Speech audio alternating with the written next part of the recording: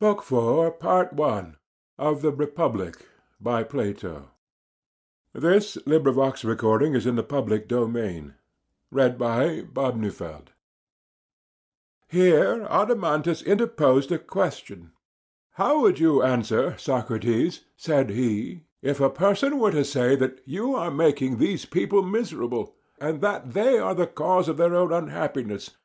The city, in fact, belongs to them, but they are none the better for it, whereas other men acquire lands, and build large and handsome houses, and have everything handsome about them, offering sacrifices to the gods on their own account, and practising hospitality. Moreover, as you were saying just now, they have gold and silver, and all that is usual among the favourites of fortune. But our poor citizens are no better than mercenaries, who are quartered in the city, and are always mounting guard." "Yes," I said, "and you may add that they are only fed, and not paid in addition to their food, like other men. And therefore they cannot, if they would, take a journey of pleasure. They have no money to spend on a mistress, or on any luxurious fancy, which, as the world goes, is thought to be happiness, and many other accusations of the same nature might be added." "But," said he, "let us suppose all this to be included in the charge." "You mean to ask," I said, "what will be our answer?" "Yes." "If we proceed along the old path, my belief," I said, "is that we shall find the answer. And our answer will be that, even as they are, our guardians may very likely be the happiest of men. But our aim in founding the state was not the disproportionate happiness of any one class, but the greatest happiness of the whole. We thought that in a state which is ordered with a view to the good of the whole, we should be most likely to find justice, and having found them, we might then decide which of the two is the happier. At present, I take it, we are fashioning the happy state not piecemeal, or with a view of making a few happy citizens, but as a whole, and by we will proceed to view the opposite kind of state. Suppose that we were painting a statue, and someone came up to us and said, 'Why do you not put the most beautiful colors on the most beautiful parts of the body? The eyes ought to be purple, but you have made them black.' To him we might fairly answer, 'Sir, you would not surely have us beautify the eyes to such a degree that they are no longer eyes? Consider rather whether, by giving this or the other features their due proportion, we make the whole beautiful. And so I say to you, do not compel us to assign to the guardians a sort of happiness which will make them anything but guardians. For we too can clothe our husbandmen in royal apparel, and set crowns of gold on their heads, and bid them till the ground as much as they like, and no more. Our potters also might be allowed to repose on couches, and feast by the fireside, passing round the wine-cup, while their wheel is conveniently at hand, and working at pottery only as much as they like. In this way we might make every class happy, and then, as you imagine, the whole state would be happy. But do not put this idea into our heads. For if we listen to you, the husbandman will be no longer a husbandman, the potter will cease to be a potter, and no one will have the character of any distinct class in the state. Now this is not of much consequence where the corruption of society and pretension to be what you are not is confined to cobblers, but when the guardians of the laws and of the government are only seeming and not real guardians, then see how they turn the state upside down. And on the other hand, they alone have the power of giving order and happiness to the state. We mean our guardians to be true saviours, and not the destroyers of the state, whereas our opponent is thinking of peasants at a festival, who are enjoying a life of revelry, not of citizens who are doing their duty to the state. But if so, we mean different things, and he is speaking of something which is not a state. And therefore we must consider whether in appointing our guardians we would look to their greatest happiness individually, or whether this principle of happiness does not rather reside in the state as a whole. But if the latter be the truth, then the guardians and auxiliaries, and all others equal with them, must be compelled or induced to do their own work in the best way. and thus the whole state will grow up in a noble order, and the several classes will receive the proportion of happiness which nature assigns to them. I think that you are quite right. I wonder whether you will agree with another remark which occurs to me. What might that be? There seem to be two causes of the deterioration of the arts. What are they? Wealth, I said, and poverty. How do they act? The process is as follows. When a potter becomes rich, will he, think you, any longer take the same pains with his art? Certainly not. He will grow more and more indolent and careless. Very true. And the result will be that he becomes a worse potter. Yes, he greatly deteriorates. But, on the other hand, if he has no money, and cannot provide himself with tools or instruments, he will not work equally well himself, nor will he teach his sons or apprentices to work equally well. Certainly not. Then, under the influence either of poverty or of wealth, workmen and their work are equally liable to degenerate? That is evident.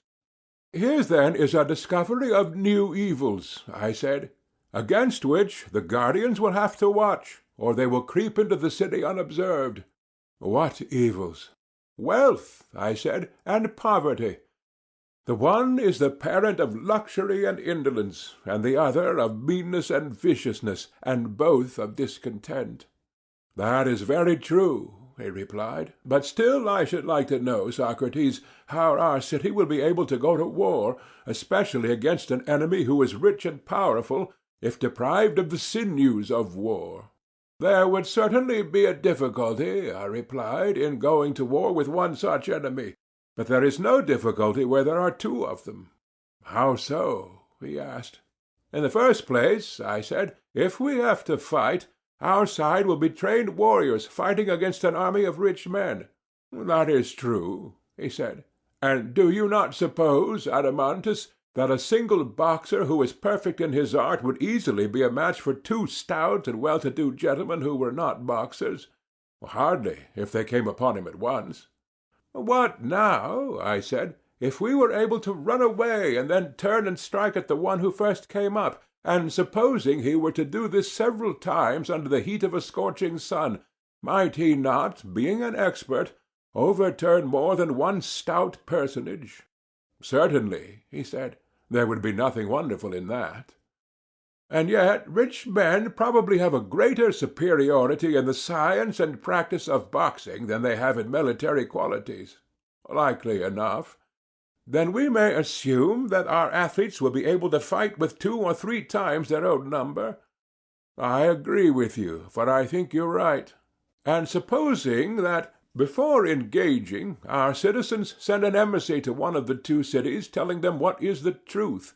Silver and gold we neither have nor are permitted to have, but you may. Do you therefore come and help us in war, and take the spoils of the other city? Who, on hearing these words, would choose to fight against lean, wiry dogs, rather than, with the dogs on their side, against fat and tender sheep? That is not likely, and yet there might be a danger to the poor state if the wealth of many states were to be gathered into one. But how simple of you to use the term state at all of any but our own! Why so? You ought to speak of other states in the plural number. Not one of them is a city, but many cities, as they say in the game. For indeed any city, however small, is in fact divided into 2, one the city of the poor, the other of the rich. These are at war with one another, and in either there are many smaller divisions, and you would be altogether beside the mark if you treated them all as a single state. But if you deal with them as many, and give the wealth or power or persons of one to the others, you will always have a great many friends, and not many enemies. And your state, while the wise order which has now been prescribed continues to prevail in her, will be the greatest of states. I do not mean to say in reputation or appearance, but in deed and truth, though she number not more than 1,000 defenders.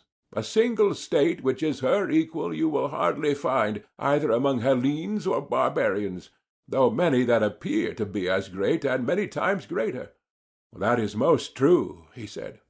And what, I said, will be the best limit for our rulers to fix when they are considering the size of the state and the amount of territory which they are to include, and beyond which they will not go? What limit would you propose?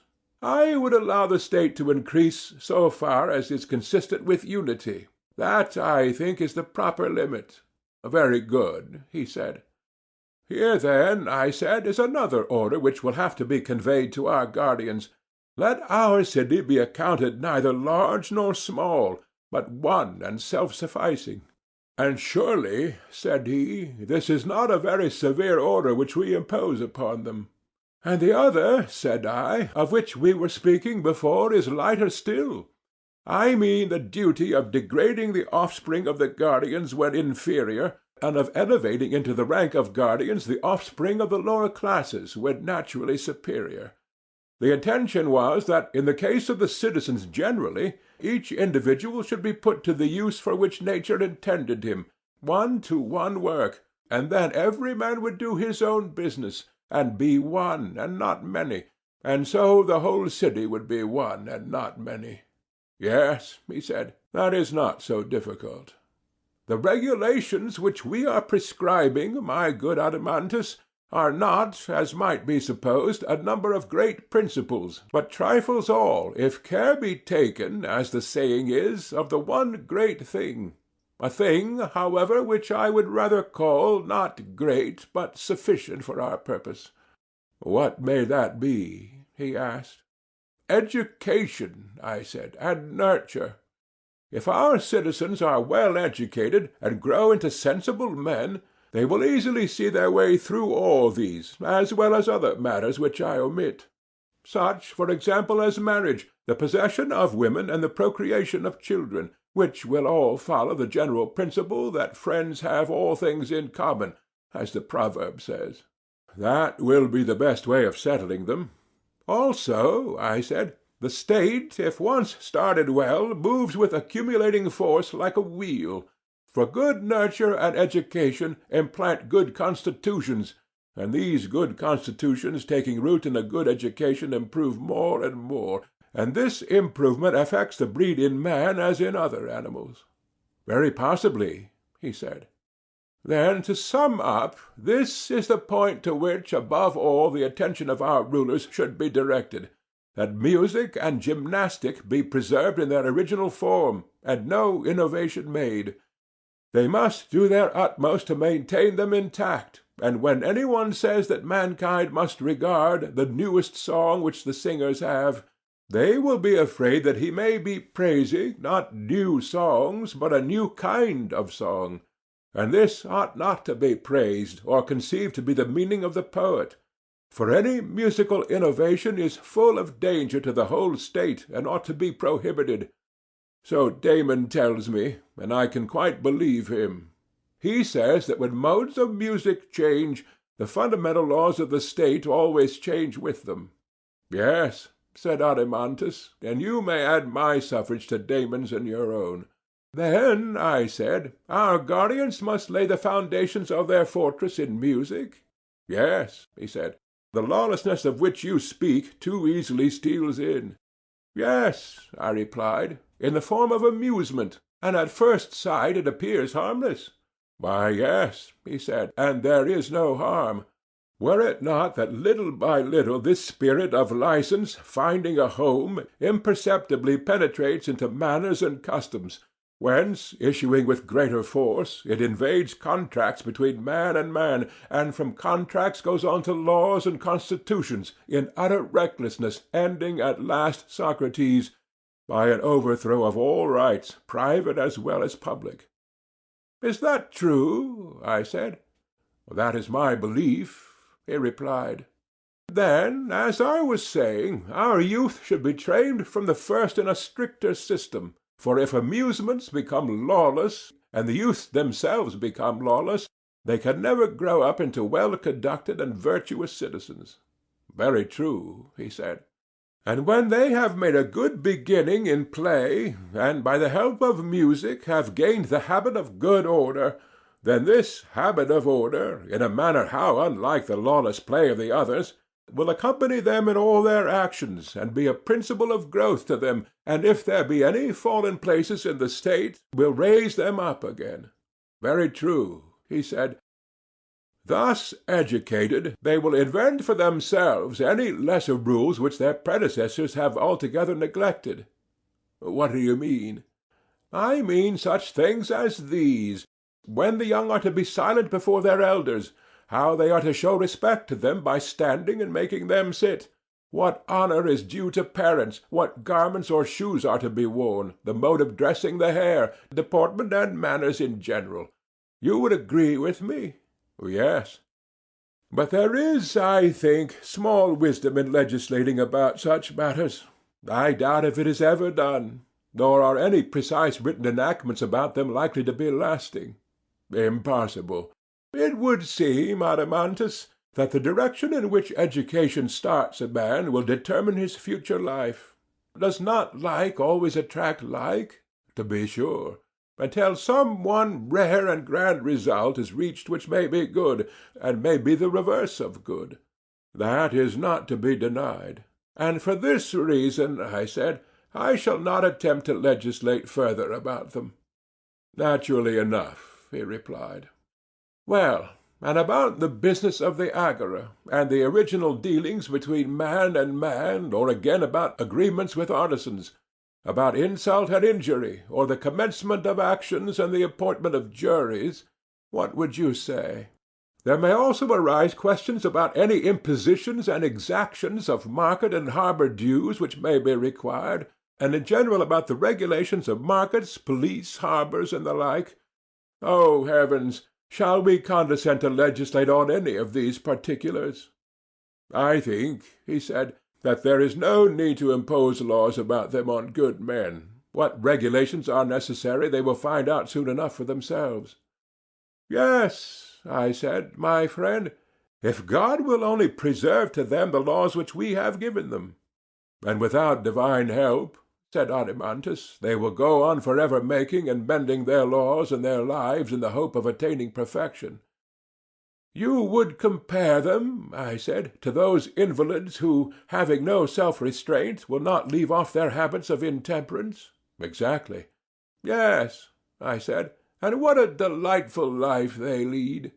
They are always doctoring and increasing and complicating their disorders, and always fancying that they will be cured by any nostrum which anybody advises them to try. Some cases are very common, he said, with invalids of this sort. Yes, I replied, and the charming thing is that they deem him their worst enemy who tells them the truth, which is simply that unless they give up eating and drinking and wenching and idling, neither drug nor cautery nor spell nor amulet nor any other remedy will avail. Charming, he replied. I see nothing charming in going into a passion with a man who tells you what is right.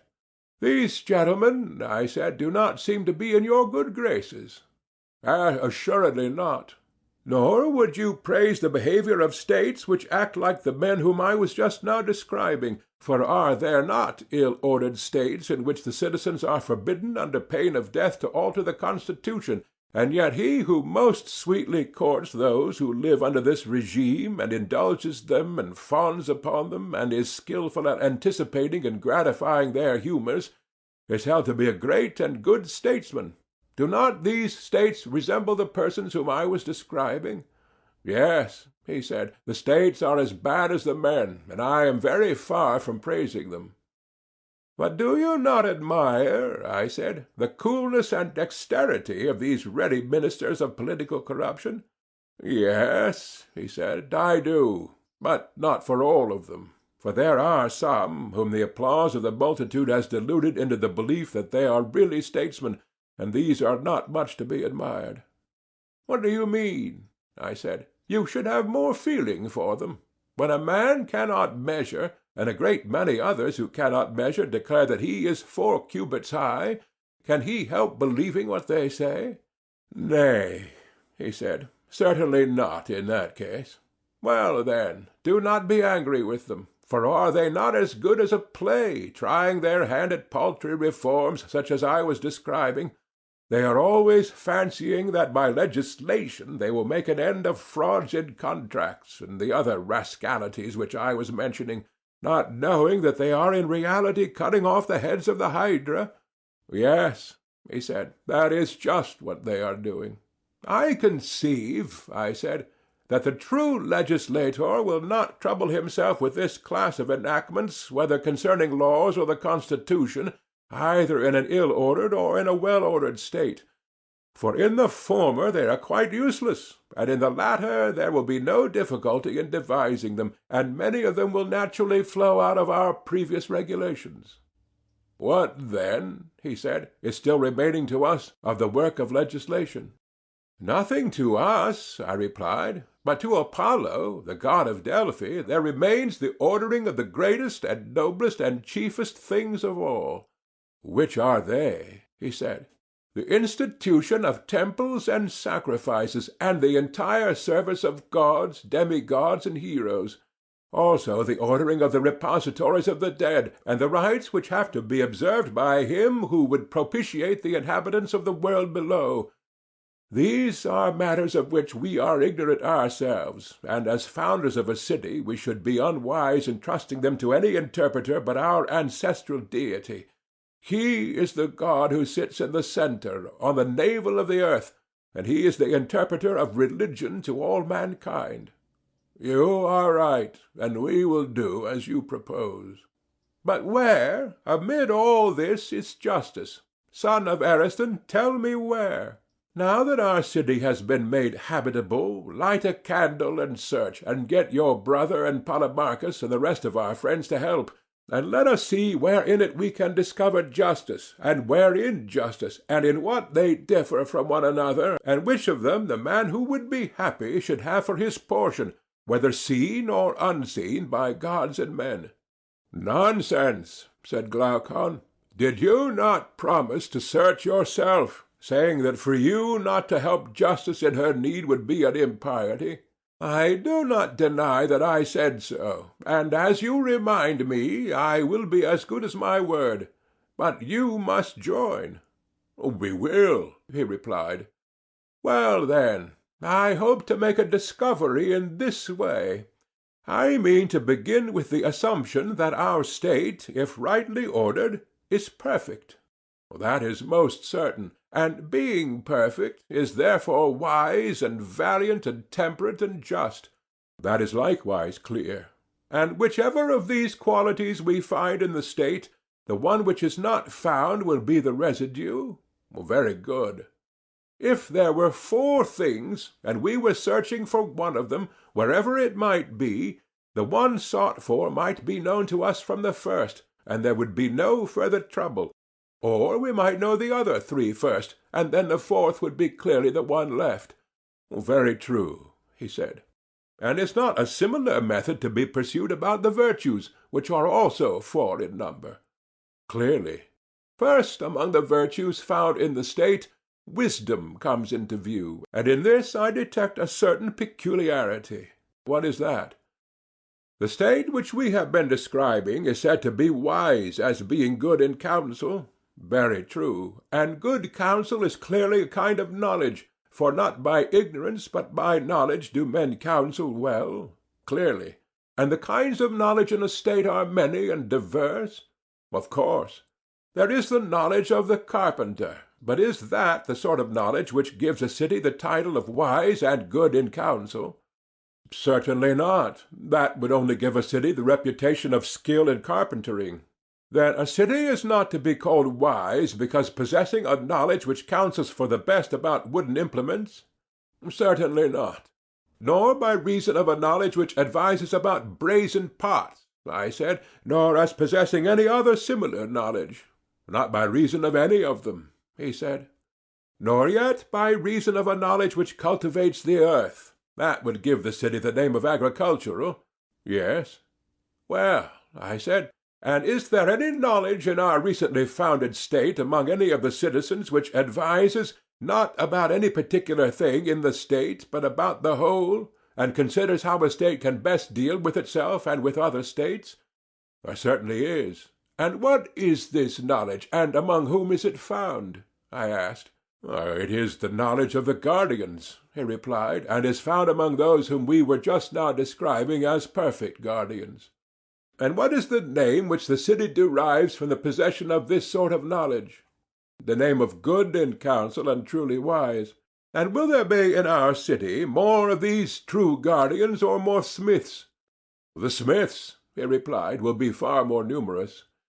Will not the guardians be the smallest of all the classes who receive a name from the profession of such kind of knowledge? Much the smallest.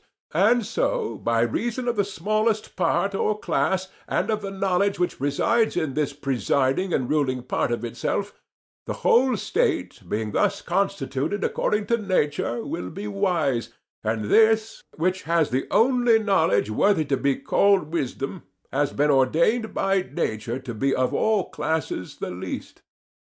Most true. Thus, then, I said, the nature and place in the state of one of the four virtues has somehow or other been discovered, and in my humble opinion very satisfactorily discovered, he replied.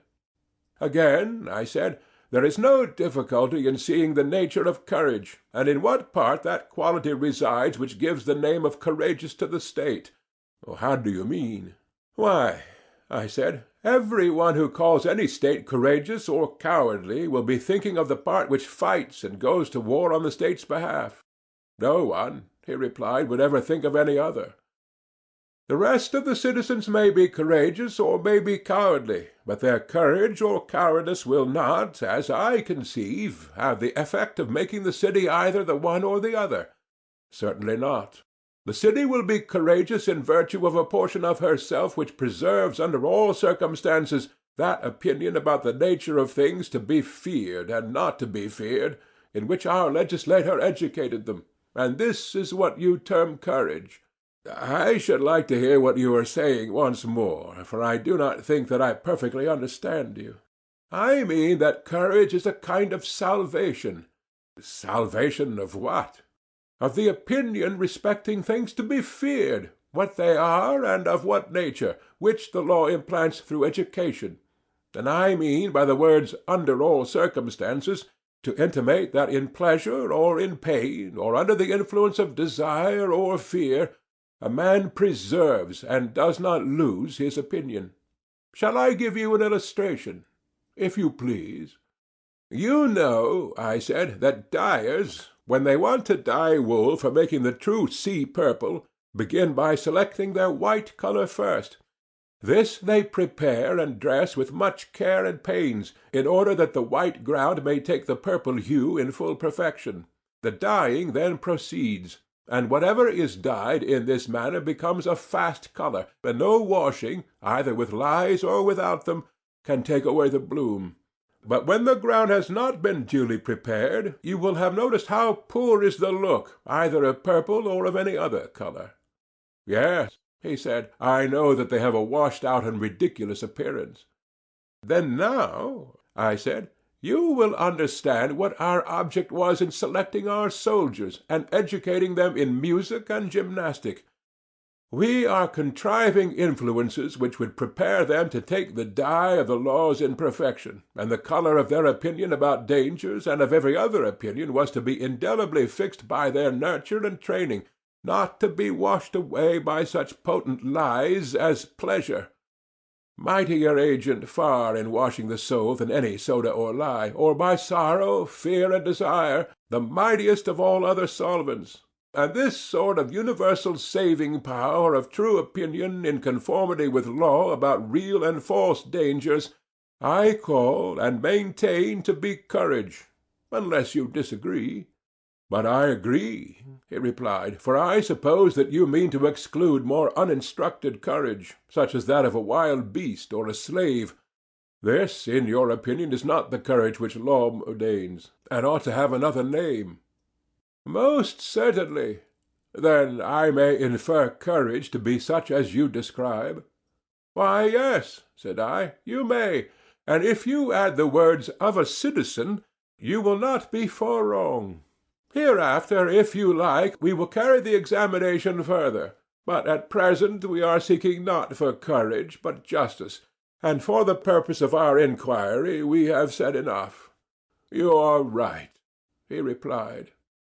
Two virtues remain to be discovered in the state. First, temperance, and then justice, which is the end of our search.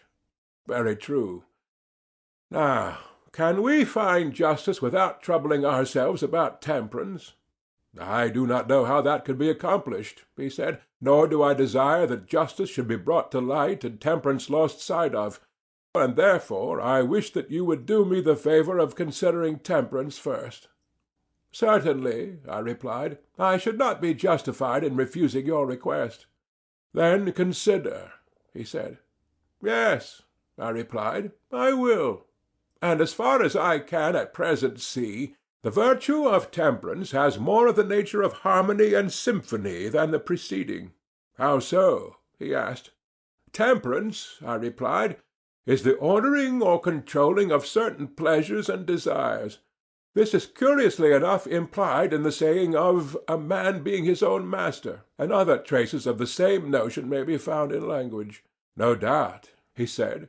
There is something ridiculous in the expression master of himself, for the master is also the servant, and the servant the master, and in all these modes of speaking the same person is denoted. Certainly.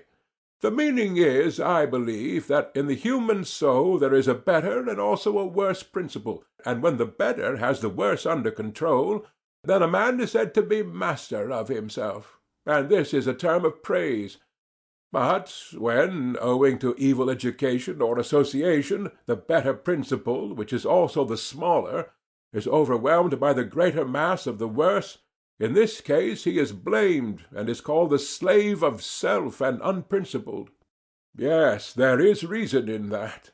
And now, I said, look at our newly created state, and there you will find one of these two conditions realized. For the state, as you will acknowledge, may be justly called master of itself, if the words temperance and self-mastery truly express the rule of the better part over the worse. Yes, he said, I see that what you say is true. Let me further note that the manifold and complex pleasures and desires and pains are generally found in children and women and servants, and in the freemen so-called, who are the lowest and more numerous class. Certainly, he said. Whereas the simple and moderate desires which follow reason, and are under the guidance of mind and true opinion, are to be found only in a few, and those the best born and best educated. Very true. These two, as you may perceive, have a place in our state, and the meaner desires of the many are held down by the virtuous desires and wisdom of the few. That I perceive, he said. Then, if there be any city which may be described as master of its own pleasures and desires, and master of itself, ours may claim such a designation? Certainly, he replied. It may also be called temperate, and for the same reasons? Yes. And if there be any state in which rulers and subjects will be agreed as to the question who are to rule, that again will be our state. Undoubtedly. And the citizens being thus agreed among themselves, in which class will temperance be found, in the rulers or in their subjects? In both, as I should imagine, he replied. Do you observe that we are not far wrong in our guess that temperance was a sort of harmony? Why so? Why, because temperance is unlike courage and wisdom, each of which resides in a part only, the one making the state wise and the other valiant. Not so temperance, which extends to the whole, and runs through all the notes of the scale, and produces a harmony of the weaker and the stronger and the middle class, whether you suppose them to be stronger or weaker in wisdom or power or numbers or wealth, or anything else. Most truly, then, may we deem temperance to be the agreement of the naturally superior and inferior, as to the right of rule of either, both in states and individuals. I entirely agree with you. And so, I said, we may consider 3 out of the 4 virtues to have been discovered in our state. The last of these qualities which make a state virtuous must be justice, if we only knew what that was. The inference is obvious. The time has then arrived, Glaucon, when, like huntsmen, we should surround the cover, and look sharp that justice does not steal away, and pass out of sight and escape us.